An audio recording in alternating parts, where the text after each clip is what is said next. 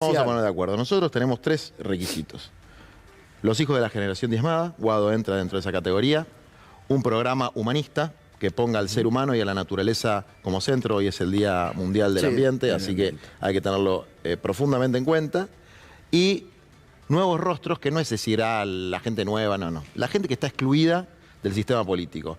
Las Nati Saracho, los pibes y pibas más jóvenes de 25, 23, 19, 18, lo que nosotros fuimos impulsando. Digamos, pues yo no soy diputado, ni senador, ni legislador, pero estoy muy orgulloso de los que impulsamos, que haya una cartonera en la Cámara de Diputados, mejora la política, que Ofelia haya sido legisladora, mejora la política, y lo que hemos hecho siempre como fuerza es transferir poder a las voces excluidas del sistema político tradicional. Y vos mantenés que las PASO debe ser el mecanismo para la elección. Yo creo que es un buen mecanismo, pero esto es candidato único paso. Y depende de quién sea el candidato único. Si el candidato único es uno que a mí me gusta, chocho con el que sea candidato único. Imagínate, Grabois candidato único. No, ahora quiero paso. No es así, es un tema de... el problema es cuando uno confunde las convicciones con las conveniencias. Entonces empieza a armar toda una teoría para justificar lo que a uno le conviene. Nosotros tenemos una posición que es la que te acabo de mencionar. Programa, generación, nuevos exponentes de la política. Mientras eso se cumpla, nosotros estamos firmes, de acuerdo con el proceso, etcétera. Si eso no se cumple, vamos a jugar nosotros. ¿Y vos ves hoy por hoy las posibilidades de que Guado juegue? Yo creo que sí, es una posibilidad importante, pero insisto, hay que acelerar la marcha, ¿no? Porque creo si que no es Guado y es Axel, estarían en la misma Es lo posición. mismo, es la misma situación. Es la misma situación. Yo confío mucho en la percepción que tiene Axel de lo que hay que hacer. Y entiendo que Axel quiere reelegir en la provincia. Y si él percibe que eso es lo que hay que hacer, lo banco. No soy el genio del voto. Efectivamente, decía Capitanich, para ser candidato a presidente por una serie de atributos, hice ganar elecciones. Disiento porque Perón ganó su primera elección a presidente. Es decir, no había sido candidato a intendente de ningún lugar ni a gobernador. Pero sí que yo no soy un especialista en táctica electoral, no es lo que a mí más me interesa tampoco. Puede haber alguna discusión táctica, si es mejor esto, mejor lo otro, pero en el caso de Axel yo confío en su criterio, además porque hizo un excelente laburo como gobernador, encontró la botonera, mejoró la infraestructura escolar de una manera extraordinaria. Si vos ves las estadísticas de cuánto representa la inversión en educación, que es lo más importante para un país, en la Ciudad de Buenos Aires del 17%, es un bochorno, es el presupuesto más bajo del país en términos proporcionales, y en la provincia de Buenos Aires es el más alto, 32 y pico %. Juan, y esto, viste que ahora se está hablando mucho, lo habla Aguado, bueno, ahora Rodríguez Larreta habla de esto de ampliar, de la amplitud. Y para mí siempre me gusta más la firmeza, ¿no? O sea, porque por ahí vos amplías demasiado, el que mucho abarca poco aprieta, dicen. Entonces, ampliar me parece bien en la medida de que la hegemonía en las posiciones se mantengan, por lo menos, con los estándares de firmeza que enseñó Cristina. No arrodillarse frente al fondo, no vocación de colonia, aumento de salario, garantía de seguridad social, garantía del acceso a la vivienda, o intentarlo por lo menos, digamos. Si la amplitud es seguir sumando sectores que están con las grandes fortunas, con las multinacionales, con la destrucción del ambiente a través del avance de la frontera agropecuaria, no sé si sirve mucho esa ampliación, aunque te sume 2 votitos más, te los puedes sacar por otro lado. Juan, ¿qué haces si te llama Cristina, te dice que va a haber un candidato único y ese candidato va a ser Sergio Massa? Que voy a ir a las PASO. ¿Y si te dice que no tiene que haber paso? Voy a ir por afuera. Si ella dice que no tiene que haber, le voy a decir yo no estoy de acuerdo. Yo creo que sí tiene que haber. No sé bien cómo funciona la justicia electoral en ese sentido. Vamos a intentar presentarnos a las PASO, pero si el candidato único es Massa, nosotros vamos a ir por afuera por una razón muy simple. Massa puede ser un aliado táctico, pero Massa tiene mucho más que ver con Rodríguez Larreta que con Axel Kicillof, o con el general Perón, o con la propia Cristina. Entonces, yo no voy a aceptar eso. Y decías que, bueno, si te presentás, obviamente hay que presentar listas en todo el país, con todo el movimiento que eso implica. ¿Ya tenés candidato o candidata a vicepresidente y alguno de los que te acompañarían en tal caso? Candidata a vicepresidenta me lo guardo porque es muy bueno, así que lo voy a dejar para el final. ¿Alguna pista? No. ¿La conocemos todos? Sí. Y después, los candidatos que nosotros promovemos, tenemos un sistema de cupos, como tenía el peronismo, el viejo peronismo. Un cupo para los compañeros y compañeras con formación universitaria, digamos, que tienen una formación política de esas características, y otro para la gente que viene de los márgenes de la sociedad. para los pueblos originarios, los campesinos, los pequeños productores, los trabajadores de la economía popular, los vecinos de los barrios populares. Lo que no está expresado y lo que en mi experiencia práctica, tanto en la gestión como en la Cámara de Diputados, como en la legislatura, esos sectores la descosieron. Si vos agarrás legisladores de la Ciudad de Buenos Aires, ¿a cuánto conocés? Ofelia y 3 o 4 más, sí, si no está politizado. Y Ofelia la rompió y cuando nosotros la promovíamos, no, es muy pibita, no tiene experiencia.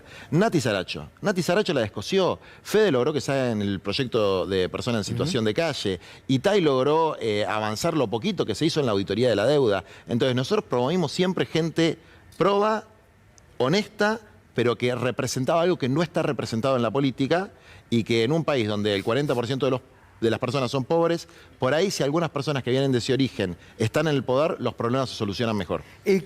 ¿Cómo te sentís, cómo analizás cuando hoy está mucho en debate y sobre todo lo están presentando como oferta electoral los partidos de derecha, el tema de que vamos a terminar con los planes sociales, son vagos, que vayan a laburar, no hay más márgenes para eso? Yo creo que han corrido algunos límites, ¿no? Porque hay un discurso gorila que siempre existió, pero que salga alegremente personajes en la tele diciendo que van a agujerear a otras personas, que se declare al pueblo mapuche un pueblo no argentino, como si se declarara a los judíos una religión no argentina, que un tipo se burle de la gente en situación de calle diciendo que vive en monoambientes, es cruzar algunos límites y sentirse que uno tiene licencia social para decir esas cosas. ¿Y sabes lo que me parece más grave?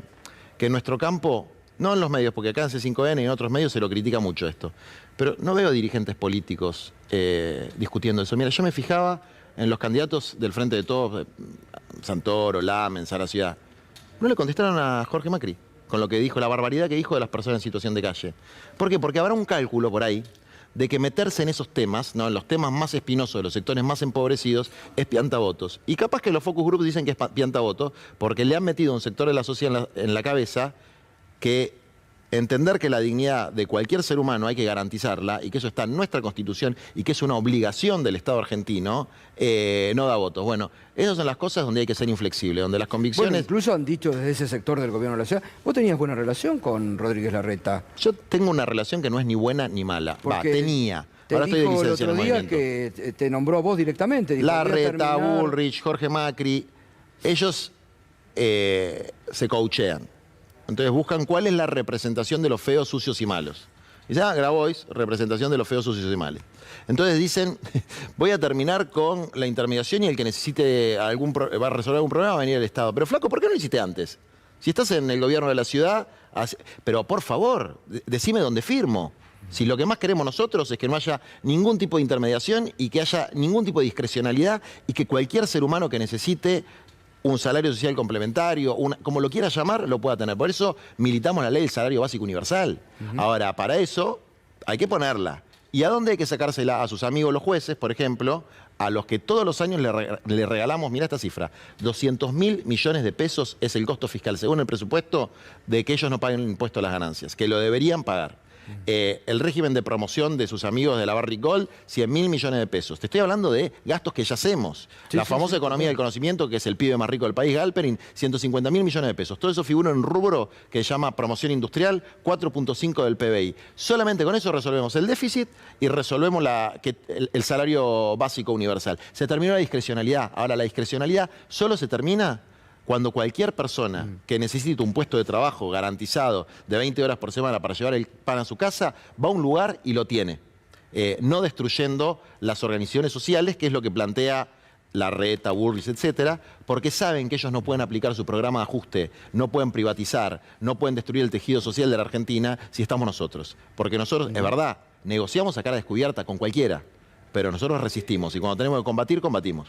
La ley de barrios populares, que después con Máximo logramos que el 15% del impuesto a las grandes fortunas, que para mí no tiene que ser especial, sino tiene que ser permanente, y si yo soy presidente va a ser permanente, todos los años la van a tener que poner. Ese impuesto fue una ley que logramos en ese periodo y que después se financió durante el periodo de este actual gobierno. ¿Y vos en ese momento, porque viste que ahora el macrismo o todos los de Juntos por el Cambio, salvo algunos radicales, lo niegan, nadie lo conoce hoy que está prófugo de la justicia. ¿Era un hombre con poder dentro del macrismo, Rodríguez Simón? En las cuestiones que a mí me tocó interactuar con él, primero en el 2007, 2008, 2009, que era cuando era jefe de gabinete de Picardo, y después en el proceso de Ley de Barrios Populares, yo vivía en la Patagonia, me vine específicamente para, en las afueras de San Martín de los Andes, para negociar con él. Él tenía bastante poder de resolución en cuanto a las leyes que se presentaban en el Congreso. De hecho, yo lo conté a esto varias veces. Rosenkrantz era una especie de amanuense, antes de ser nombrado por decreto juez de la Corte, cosa con la que estoy absolutamente en contra, que escribía muy mal los proyectos de ley, muy mal. Entonces los proyectos de ley no los podían terminar de redactar, los terminamos redactando con otros abogados. Ese proyecto de ley surge de esa negociación y después se vota por unanimidad. Y yo me acuerdo que me reuní con Cristina para explicarle por qué ese proyecto de ley era importante para la gente, y le pedí permiso para esto. Le dije, mira, Cristina, me lo están trabando. Ya pasó Legal y Técnica, ya lo aprobó Rodríguez Simón, lo aprobó me lo está trabando la política. Si no logro destrabarlo, ¿yo puedo decir que lo voy a presentar con vos? Y Cristina me dijo que sí. Entonces hablé con Massot, lo llamé a Massot, que era, creo, el presidente del bloque. De bloque de PRO. Le dije, escúchame, Massot, si no se presenta en las próximas 72 horas, lo presento con Cristina. ¿Qué pasó? Lo presentaron. Y salió. ¿Por qué yo quería que lo presenten ellos? ¿Por qué? Pues si no, no salía. Claro. No se votaba. Porque si lo presentábamos desde el peronismo, iban a decir que eso era chavismo. Fue una expropiación de 5.000 inmuebles. Entonces, si vos venís de una negociación con los yanquis, con los rusos, con los chinos, con quien sea, y decís, yo le traje esto a mi pueblo, te aplaudo. ¿Qué papel cumplía Rosenkrantz? No entendí. Era medio amanuense de la redacción de proyectos de ley. ¿Pero dónde? En el gobierno de la Nación. ¿En el macrismo? Pero obvio. Ah, no la tenía eso. Pero bueno, pero porque Rosenkrantz trabajaba para Rodríguez Simón. Trabajaba para el gobierno nacional. No sé si le pagaban a Donoren por una coima, porque no tengo la puta idea. No la tenía esa, no, por eso te sorprendí. Lo dije en este canal. Lo dije en este canal. Me sorprendiste. Lo dije en este canal. ¿Y Rosati qué te pensás que hacía? ¿Que jugaba las cartas? ¿Y qué harías entonces si sos presidente con la Corte? Vuelan los cuatro. Porque también hay que entender las internas. A mí me interesa, lo que más me gusta, es las internas entre ellos. Lorenzetti está enfrentado con los otros tres. Sí, está claro. Creo que Lorenzetti es el bueno, los otros tres son los malos, los otros tres son malos todos. Vuelan los cuatro. ¿Pero cómo vuelan? Porque hay que movilizar al pueblo. Porque así lo sacamos a la mayoría automática menemista en el 2001-2002. ¿Y por qué no se movilizó ahora? ¿Qué? ¿Por qué no se movilizó ahora? Nosotros movilizamos. Si vos te fijás el día en el que se hizo la actividad contra el Lofer, toda nuestra columna estaba adentro del Palacio de Tribunales. Y bueno, hay compañeros que no quieren tensar la situación por algún cálculo. Bueno, está abierto ahora el proceso de juicio político, ¿no? Claro, pero ese juicio político es para tribuna, porque no va a llegar a ningún lado. Si el pueblo no repudia a cuatro tipos que nadie le conoce la cara, y no lo hace de manera sistemática y consecuente, como hicimos en el 2001 con la mayoría automática menemista, que permitió que Néstor reemplace esa corte, pero no permitió, no lo pudo hacer Néstor porque se le pintó. Había pelea social. Es decir, si no hay pelea social, si la sociedad no visibiliza que ahí están sus enemigos, no solamente porque la persiguen a Cristina, que ya es lo suficientemente grave, sino porque, por ejemplo, los grandes medios de comunicación que se negaron a que las telecomunicaciones sean declaradas servicio público, te afanan con el cable, te afanan con el teléfono celular, generan inflación, porque estos tipos le meten una cautelar, o que se meten las elecciones cuando le pinta, y cuando no le pinta no se mete, con criterios totalmente divergentes. Entonces son un peligro para la convivencia en la Argentina. Entonces esa corte tiene que volar por los aires, en el sentido metafórico de la palabra. No piensen que voy a ser como Milei que quiere poner bombas, lo digo metafóricamente. Eso también es lo que vamos a hacer. Y eso hay que decirlo con todas las letras. Hay que sacar a los cuatro sinvergüenza de la corte, con los mecanismos que correspondan y con la lucha social, porque el que piensa que las cosas se resuelven únicamente con los procesos electorales, primero no es un demócrata, porque la democracia se construye en el pueblo, en la calle, en la cotidianidad, no 2 veces por año que se vota. Y segundo, no tiene idea de cómo funcionan las relaciones de poder. La Corte en este momento está más fuerte que nunca. No, eso es porque nosotros... ¿Está más fuerte que la política? Bueno, sí, está bien, pero es un problema de decisión de nuestro campo. A ver, las negras avanzan cuando las blancas retroceden, o al revés, si no te gusta el color. Nosotros hemos retrocedido de Vicentín para acá, no paramos a recular en chancletas. Entonces, ese es un problema serio que tenemos.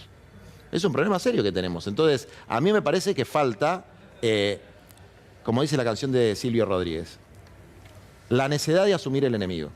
Que no es una persona, no es un problema con Rosati, con Rosenkrantz, no es una persona, es una lógica de poder, en la cual, evidentemente, en este caso hay que sustituir a las personas porque representan una institución perversa y esencialmente corrupta, que a diferencia de las otras instituciones del Estado, el Poder Ejecutivo, el Poder Legislativo, como no los votás, no los podés cambiar. Claro. Entonces su corrupción se perpetúa en el tiempo. Y son los verdaderos privilegiados. Cuando Bullrich hablaba, para criticarme a mí, de los privilegios de la política, qué sinvergüenza. Esa mina vive de la política desde que yo tengo recuerdo. Yo nunca tuve un cargo público. Pero los verdaderos privilegiados son la mafia judicial. No pagan impuestos, manejan como se les canta el presupuesto, no sustancian las causas. La gente que va a pedir la cuota de alimentos para sus pibes tiene que estar 6 meses esperando, los juicios penales no se activan, entonces los juicios normales de la gente normal, no hay justicia para las víctimas, ni hay reinserción para los imputados. Es un desastre. Entonces eso tiene que ser, vamos a decir, la cuarta prioridad, pero una prioridad importante. La primera es la inflación, la segunda es la seguridad, la tercera es el trabajo, la cuarta es la vivienda, la quinta es esta. Gracias, Juan, como siempre. Un gusto.